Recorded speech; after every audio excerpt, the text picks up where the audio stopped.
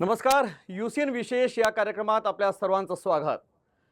रसिक प्रेक्षकांच्या मनात अल्पावधीतच राज्य करणारी, त्यांना भुरळ पाडणारी अभंगवारी पुन्हा एकदा सादर करत आहे प्रसिद्ध शास्त्रीय गायक राहुल देशपांडे सर. आज आपल्या या विशेष कार्यक्रमात स्वतः राहुल देशपांडे सर सोबत आहेत आणि त्या या उपक्रमाबाबत स्वतः माहिती देणार आहे. अभंगवारी 2026 या उपक्रमासाठी तुम्ही स्वतः आणि तुमची चमू सज्ज झाली आहे. तरी देखील रसिक जे प्रेक्षक आहेत ते आतुरतेने वाट पाहत आहे. त्यांच्याही मनात प्रश्न आहे की तुम्ही सज्ज झाले आहात का? काय सांगाल या उपक्रमाविषयी? 100% सज्ज आहे आणि ही वारी आता गेली 10 वर्ष अव्याहतपणे सुरू आहे. हे 11वं वर्ष आहे. आणि मला वाटतं की ह्या निमित्ताने आपल्या संतांचे जे विचार आहेत ते संगीताच्या माध्यमातून मला रसिकांपर्यंत पोहोचवता येतात. मला वाटतं की हे खूप माझं मोठं भाग्य आहे आणि ह्या वर्षी देखील मी पूर्णपणे सज्ज आणि पूर्णपणे तयार आहे आणि पूर्णपणे उत्सुक आहे. अभंगवारी 2026 ही केवळ मैफिल नसून सांस्कृतिक चळवळ आहे असं म्हटलं जातं. तर या प्रवासामागे नेमकी काय खरी प्रेरणा आहे, काय सांगाल? मला असं वाटतं की म्हणजे अभंग हा काही फक्त एक काव्य प्रकार नाहीये. मला वाटतं की संतांची जी काही अनुभूती आहे त्याचा तो एक आविष्कार आहे आणि मी मगाशी म्हणलं तसं खूप सध्या ना धकाधकीचं जीवन आहे आणि आपल्याला कळतच नाही, आपण एका विशेष सर्कलमध्ये अडकलेलो आहेत आणि आपल्याला अजिबात उसंत म्हणून मिळत नाही. स्वतःचा विचार करायला मिळत नाही. त्याच्यामध्ये सगळ्यात महत्वाची गोष्ट मला असं वाटतं की आजच्या काळामध्ये ही शांतता आहे. ती शांतता आणि स्वतःला विसरणं ही भावना मला वाटतं की ह्या निमित्ताने जेव्हा आपण विठ्ठलाचं नाव घेतो, जेव्हा आपण अ, त्याला आळवतो, त्याची आठवण करतो आणि त्याचा गजर करतो, तेव्हा थोडंसं स्वतःला आपण विसरतो आणि आपल्याला ती शांततेची भावना आपल्याला मिळते. ती फार गरजेची आणि म्हणून मला वाटतं की आजच्या काळामध्ये अ, अशा पद्धतीचे उपक्रम फार गरजेचे आहेत. निश्चितच आपल्या राज्याला संतांचा एक मोठा ऐतिहासिक वारसा आहे. शेकडो वर्षांची या अभंगाची परंपरा आहे. संत तुकाराम असो, संत ज्ञानेश्वर असो, संत नामदेव असो, संत एकनाथ असो, निश्चितच ही एक मोठी परंपरा आहे आणि त्यांचे विचार, त्यांचे अभंग आजच्या तरुण पिढीपर्यंत पोहोचणं निश्चितच एक मोठी जबाबदारी आहे आणि आनंद आहे. मात्र हे सर्व सादरीकरण करताना काही तुम्हाला आव्हानं जाणवली का? मला नेहमीच काय होतं माहितीये, मी जेव्हा गातो आणि जेव्हा गजर करतो शेवटी मला असं कायम वाटतं, की मी एक माध्यम म्हणून माझा वापर होतो, की अ, मी इतका त्याच्यामध्ये स्वतःला विसरून जातो. जेव्हा गजर करत असतो, तेव्हा मला कायम असं वाटतं, की किंवा माझा एक मीडियम म्हणून किंवा माध्यम म्हणून वापर होतोय आणि अ, ती ऊर्जा जी काही मला मिळत असते गाताना, ती पोहोचवण्याकरता माझा एक वापर होतो आणि त्याच्यानंतर मी एक सामान्य मनुष्य असतो. तेव्हा ती ऊर्जा काय म्हणतात सहन करण्याकरता मला मला असं वाटतं की विठ्ठल आणि माझे गुरुजन त्यांच्या आशीर्वादाने मला ती ताकद मिळते, की बुवा आपण हे पोहोचू शकतो.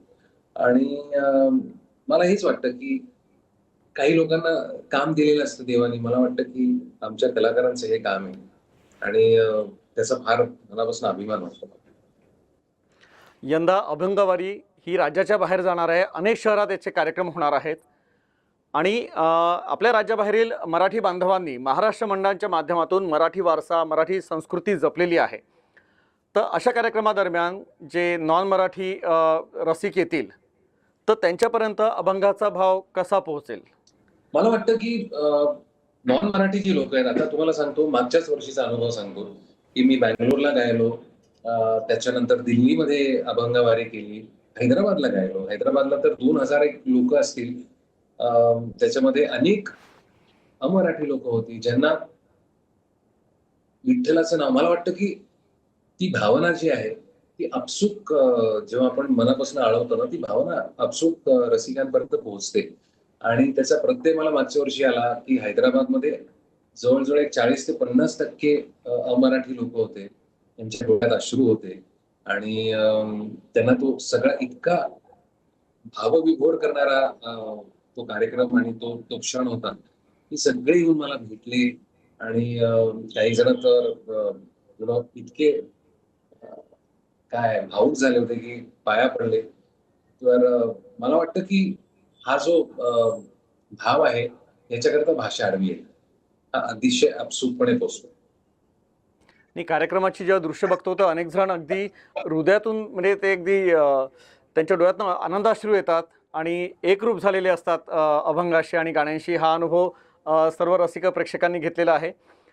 तर तुमच्या दृष्टीने अभंग हे केवळ भक्तिगीत आहे की आजही समाजाला दिशा देणारे विचार आहेत? कारण आजची जर सामाजिक स्थिती बघितली, हो, कौटुंबिक म्हणा किंवा राजकीय दृष्ट्या जे काही गट पडलेले आहे समाजामध्ये किंवा जे बरोबर. काही सामाजिक प्रश्न कौटुंबिक प्रश्न तयार झाले आहे, हं. तर या प्रश्नांवर आजही अभंग तेवढेच प्रभावी आहेत का? तुम्हाला काय वाटतं? मला वाटतं अभंगांचा जो एक संदेश आहे, प्रेमाचा असेल, समतेचा असेल, करुणेचा असेल, मानवतेचा असेल. मला वाटतं ही मूल्य सार्वत्रिक आहेत. ही म्हणजे अनादी काळापासून आलेली ही मूल्य आहेत. ही संतांच्या वाणीतनं आपल्याला ती खूप प्रभावी पद्धतीने आपल्यापर्यंत ती पोहोचतात. आणि मी कायम असं म्हणतो ना, की दरवर्षी मला काहीतरी नवीन सापडतं त्याच्यातनं. आणि ते जे भावलेला अर्थ असतो, तो संगीताच्या माध्यमातून मला व्यक्त करता येतो. मला वाटतं ही एक मोठी गोष्ट आहे. पण आजच्या ह्या तुम्ही जसं म्हणालात, की ही मूल्य आणि हे विचार संतांचे जे आहेत, हे सगळ्यांना जोडणारे आहेत आणि सगळ्यांना एकत्र आणणारे आहेत. त्यामुळे फार महत्वाचे आहे. तुम्ही कार्यक्रमाच्या निमित्तानं संपूर्ण जग पादाक्रांत केलेलं आहे आणि प्रत्येक देशाचं म्हणा किंवा एक तिथली एक परंपरा असते किंवा एक प्रतिसाद करायचा एक पद्धत वेगळी असते. तर विविध हं, शहरात कार्यक्रम सादर करताना हं. रसिकांचं जे प्रेम मिळतं किंवा प्रतिसाद जो मिळतो तुम्हाला, तर तुम्हाला काही वेगळेपण जाणवलं का? काही खास अनुभव? तुम्हाला खरं सांगू का, की जो अनुभव इथे पुण्यामध्ये मिळतो, नागपुरात मिळतो किंवा महाराष्ट्रात मिळतो, मुंबईत असेल किंवा कोणत्याही शहरात असेल, तोच अनुभव दिल्लीमध्येही मिळतो आणि तोच अनुभव इतर कोणत्याही शहरात मिळतो. आणि मला त्याची खरं म्हणजे आश्चर्य वाटतं काही-काही वेळेला, की भाषेची फारशी अडचण जाणवत नाही या लोकांना. कारण मी मगाशी म्हणलं तसं ना, संगीताची जी भाषा आहे ना, ती सार्वत्रिक आहे आणि त्यामुळे सगळीकडे खूप चांगला अनुभव आहे. अभंगवारी या कार्यक्रमाची संकल्पना आणि हं, गाण्यांची निवड ही कशी केली जाते? म्हणजे हा प्रश्न माझा नाही तर सर्व रसिक प्रेक्षकांचा आहे, की प्रत्येक कार्यक्रमात हे बरोबर. नाविन्य असतं, वेगळेपण असतं. तर गाण्यांची निवड आणि संकल्पना कशी केली जाते? थोडं तुमचं एक टॉप सिक्रेट आहे, पण सांगा लोकांना. मला असं वाटतं, की म्हणजे अभंगवारी म्हणजे काय तर म्हणजे सगळ्यांनी लिहिलेले ज्ञानेश्वर माऊली असतील किंवा इतर सगळे संत असतील, तुकाराम महाराज असतील, एकनाथ महाराज असतील, नामदेव महाराज असतील. ह्यांचे तर अभंग आहेतच, पण त्या बरोबरीने असेही काही अ, अशी काही भजनं आपण म्हणूया, की जी त्या पंक्तीत जाऊन बसतात. म्हणजे उदाहरणार्थ कानडा राजा पंढरीचा एक गदिमांनी लिहिलेला आहे.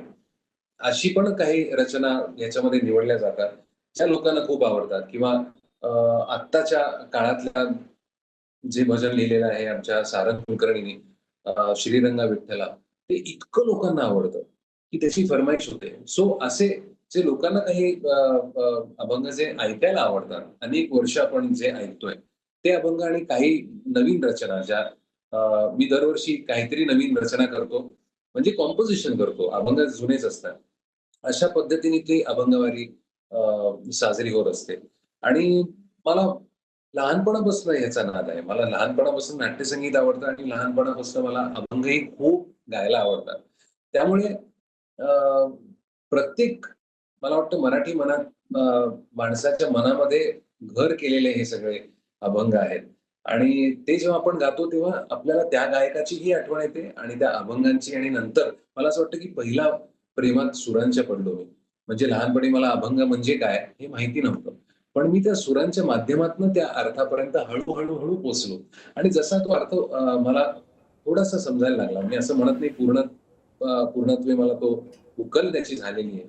कारण दरवर्षी मी म्हणलं तसं ना, की काहीतरी त्याच्यातलं एक नाविन्य किंवा एक एक वेगळी छटा स्पर्शून जाते आणि ती मला व्यक्त करता येते आणि म्हणून मला असं वाटतं, की अभंगवारी जितकी माझ्यासाठी महत्वाची आणि स्पेशल आहे, तितकीच ती रसिकांना रसिकांकरता पण आहे. अभंगवारी हा एक कलाकार म्हणून तुमच्यासाठी प्रवास आहे की संत परंपरेची जबाबदारी? मला असं वाटतं की दोन्ही वेगळे करूच शकत नाही. की अ, मी कलाकार वेगळा आणि माणूस वेगळा असं नाहीये. मला वाटतं की मला जे आतमध्ये एक माणूस म्हणून भावतं, ते माझ्या आतल्या कलाकारालाही भावलेलं असतं.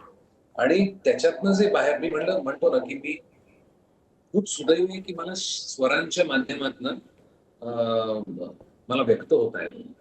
त्यामुळे एक माणूस म्हणून मला ज्या भावना स्पर्शून जातात किंवा जे मला सांगावसं वाटतं, मी खूप नशीबवान आहे, की ते मी संगीताच्या माध्यमातून सांगू शकतो. अभंगवारी सकाळ विठ्ठलाची हा हो, सकाळचा जो विशेष कार्यक्रम आहे, यामागची बरोबर. संकल्पना काय आहे? सांगू का तुम्हाला बंगलोरला म्हणजे आता बेंगळुरू म्हणतो आपण त्याला. तिकडे तिकडचा संध्याकाळचा कार्यक्रम हा सोल्ड आउट झाला. तो हाऊसफुल झाला. त्यामुळे मला असं वाटलं, की आपण सकाळी परत एक अजून एक कार्यक्रम आपण अनाउन्स करू आणि त्याच्यामध्ये वेगळे अभंग गाऊयात, जे त्या आदल्या दिवशी गाणार नाही.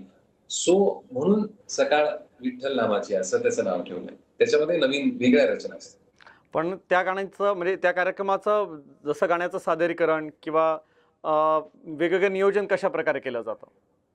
त्याच्यातला गजर वेगळा असेल, त्याच्यातली वेगवेगळ्या रचना ज्या असतील, त्याच्यापैकी मला असं वाटतं, की 70% ते 80% नवीन रचना असतील. ज्या नवीन म्हणजे ज्या मी गायलेलो नाही बंगलोरमध्ये, अशा रचना असतील. सो म्हणून ती सकाळ विठ्ठल नामाची पण म्हणजे तुम्हाला सांगतो, की आता वेगळा कार्यक्रम आहे हा नाट्यसंगीताची वाटचाल. आता अमेरिकेचा दौरा झाला आणि एका ठिकाणी म्हणजे बी एरियामध्ये हाऊसफुल शो झाला आणि परत त्यांना एक म्हणजे अनेक लोकांना तिकीटं मिळाली नाहीत.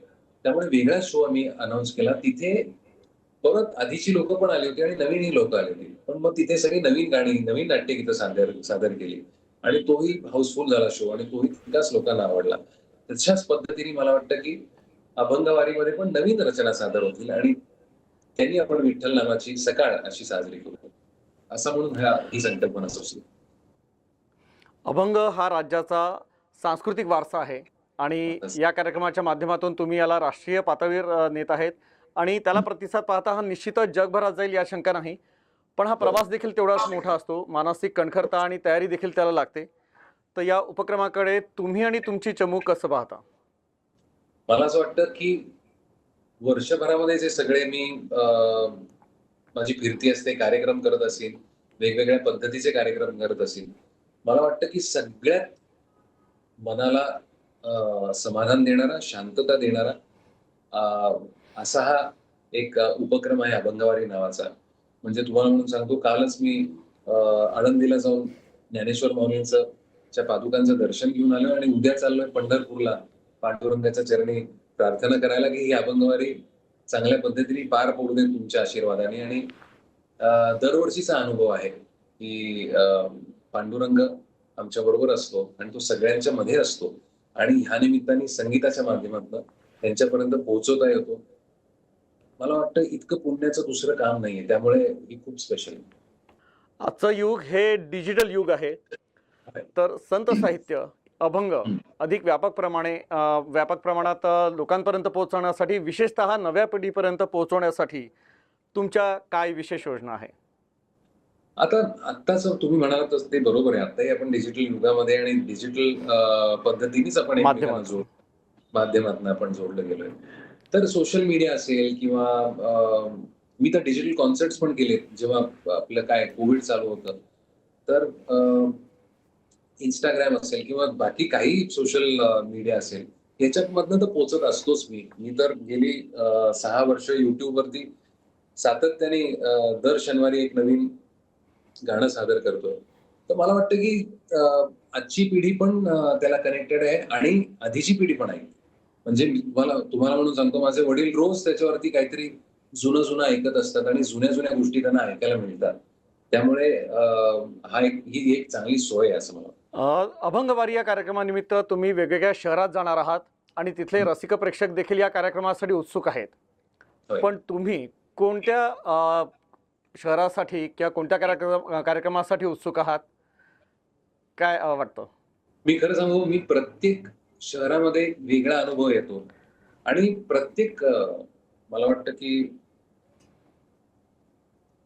सादरीकरण जेव्हा आपण करत असतो, तेव्हा आपली ऊर्जा आणि रसिकांची ऊर्जा यांनी काहीतरी एक वेगळं रसायन तयार होत असतं. तर ते कधीतरी खूप चांगलं जमतं. म्हणजे जशी आई किंवा आजी आपली स्वयंपाक करते, कधीतरी खूप छान जमतो आणि कधीतरी असं होतं, की अरे अजून चांगला झाला असता. मला वाटतं ही फार महत्वाची गोष्ट लाईव्ह कॉन्सर्ट्सची आहे. कारण मी म्हणतो तसं ना, ऊर्जेची देवाण-घेवाण ज्या पद्धतीने होते, त्या पद्धतीने तो कार्यक्रम रंगत असतो. तर सगळीकडे मला एक म्हणजे एक्साइटमेंट पण आहे आणि मला असं वाटतं, की जबाबदारी पण. अभंगवारी हा एक सुखद अनुभव आहे. हे ज्यांनी प्रत्यक्षात ज्यांनी हा कार्यक्रम अनुभवला आहे, हे त्यांचे स्वतःचे बोल आहेत. पण जे पहिल्यांदा या कार्यक्रमात येणार अशा प्रेक्षकांना तुम्ही काय सांगाल? माझं कायम म्हणणं असतं, जे एक रसिक म्हणून जेव्हा तुम्ही ऐकायला येता, तेव्हा सगळं बाजूला ठेवून, आज जे काही माझ्या समोर घडणार आहे, त्याच्यातनं मला पुरेपूर फक्त आनंद आणि आनंद घरी घेऊन जायचा आहे. ह्या बैठकीने, ह्या भावनेने जेव्हा तुम्ही एखादा अ, प्रयोग किंवा कार्यक्रम तुम्ही बघता किंवा ऐकता, तर मला वाटतं की त्याच्यातली फक्त चांगल्या गोष्टी तुम्ही बरोबर घेऊन जाता आणि तुम्ही खूप समृद्ध होता. असा एखादा शास्त्रीय संगीताचा कार्यक्रम, मनाला भिडणारा कार्यक्रम जेव्हा पूर्ण होतो, हो. तर सादरकर्ते जे असतात ते आपल्या अनुभवातून एक रिक्त होऊन गेलेले असतात आणि हं, जे समोरचे मायबाप रसिक असतात ते अनुभवाचं एक मोठं गाठोडं घेऊन तृप्त झालेले असतात. हं. तर अभंगवारी 2026 मध्ये जेव्हा कार्यक्रम संपेल ज्या शहरातील, तर रसिक प्रेक्षकांनी सोबत काय घेऊन जावं, तुम्हाला काय वाटतं? मला असं वाटतं की विठ्ठल नाम आपण सगळे मिळून जर आपण सगळेच कायम स्मरणात ठेवलं, कारण हेच आहे या अभंगावरीचं फलित काय तर विठ्ठल नामाचा गजर आणि त्याचं नाव आपल्या हृदयामध्ये जितकं आतपर्यंत आपल्याला काय म्हणतात त्याला, आतपर्यंत रुजवता येईल, मुरवता येईल, तितकं ते कायम आतमध्ये त्याचं स्मरण आणि अनुसंधान चालू राहतं. मला वाटतं की अभंगावरीच्या निमित्ताने एवढी जर गोष्ट जमली, की घरी जाताना फक्त विठ्ठल म्हणजे मी जरी विसरून गेलो तरी चालेल. पण त्या विठ्ठलाचं आपल्याला स्मरण राहिलं तर खूप मोठी गोष्ट होईल असं मला डॉक्टर वसंतराव देशपांडे हे स्वतः एक दिग्गज गायक होते हो. आणि त्यांचा हा सांस्कृतिक वारसा तुम्ही समोर चालवत आहात आणि पूर्ण आयुष्यामध्ये त्यांनी देखील आणि तुम्ही देखील अनेक गायक आणि कलाकार घडवले आहेत. अनेक कलाकार देखील एकलव्याप्रमाणे तुम्हाला फॉलो करतात, मनापासनं तुम्हाला ऑब्झर्व्ह करतात. पण त्यांच्या मनात एक शंका असते, की रंगमंचावर उभे राहिल्यावरती पहिल्या काही क्षणात तुम्ही नेमकं काय ऑब्झर्व्ह करता, ज्याचा आपल्या सादरीकरणावर आणि गायनावर पॉझिटिव्ह परिणाम होतो?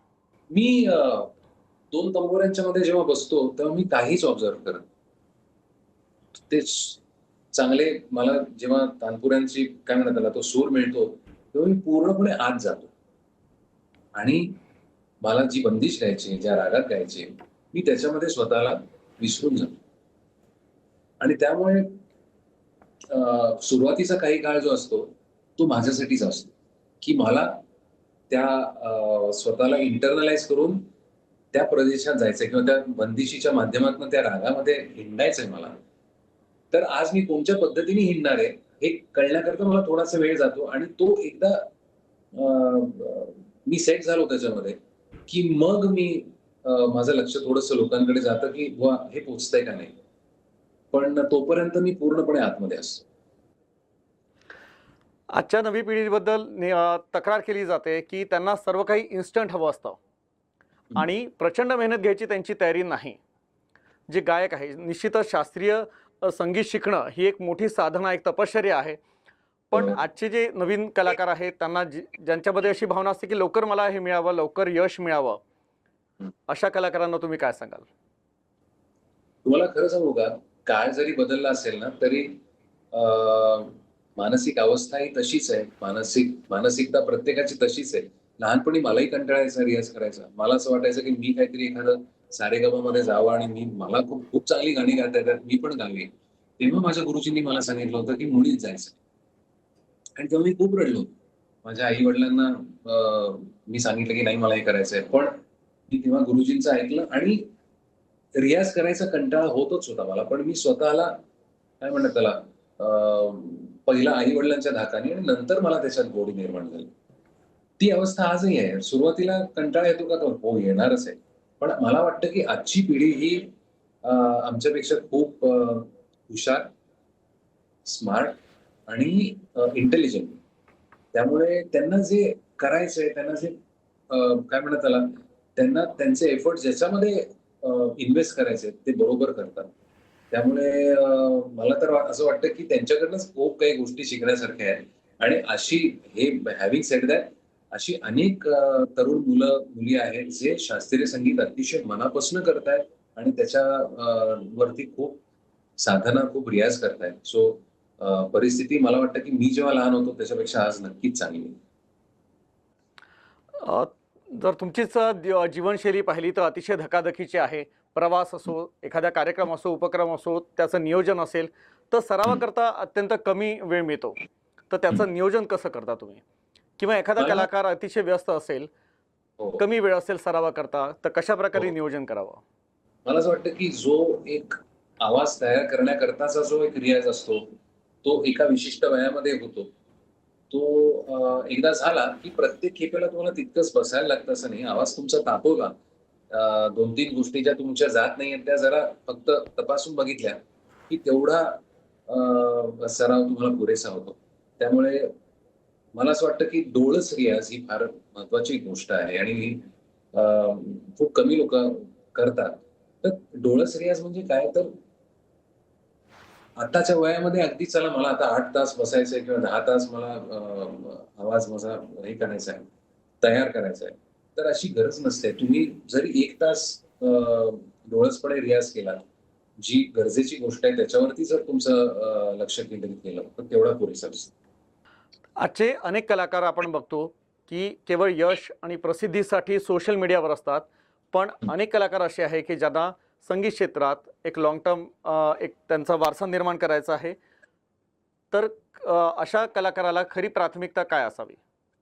तर मला असं त्यासाठी वाटतं काय की असावं? त्याच्याकरता ना तुम्हाला दिशा देणारा एक खूप महत्वाचा व्यक्ती तुमचा गुरु याची फार गरज असते. की जसं मी तुम्हाला म्हणालो, की तेव्हा मलाही हेच हेच सांगितलं ना, की मला जायचं होतं, मला काहीतरी पॉप्युलर करायचं होतं. पण तेव्हा जर मी माझ्या गुरूंचं ऐकलं नसतं आणि आता मी त्यांचे उपकार मानतो, की त्याच कार्यक्रमात नंतर मी जज म्हणून गेलो. अनेकदा जज म्हणून गेलो. ज्या कार्यक्रमामध्ये मी कॉन्टेस्टंट म्हणून मला जायचं होतं.